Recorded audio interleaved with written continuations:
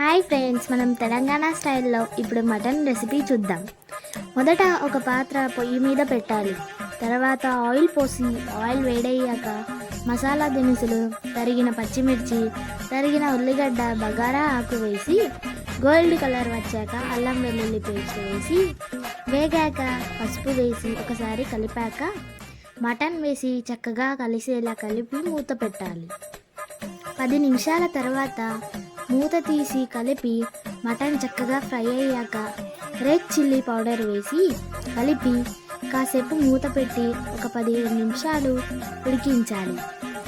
తర్వాత కొబ్బరి పొడి వేసి కలిపి నువ్వులు దోరగా వేయించి మెత్తగా గ్రైండ్ చేసిన పేస్ట్ వేసి చక్కగా కలపాలి. తర్వాత ధనియాల పొడి, గరం మసాలా, మటన్ మసాలా వేసి కొంచెం వాటర్ వేసి మటన్ ఉడికాక కొత్తిమీర వేసి 5 నిమిషాల తర్వాత దించాలి. Mutton curry ready. ఫ్రెండ్స్, మీరు అన్నంలోనైనా లేదా చపాతీలోనైనా పెట్టుకొని తింటే చాలా బాగుంటుంది.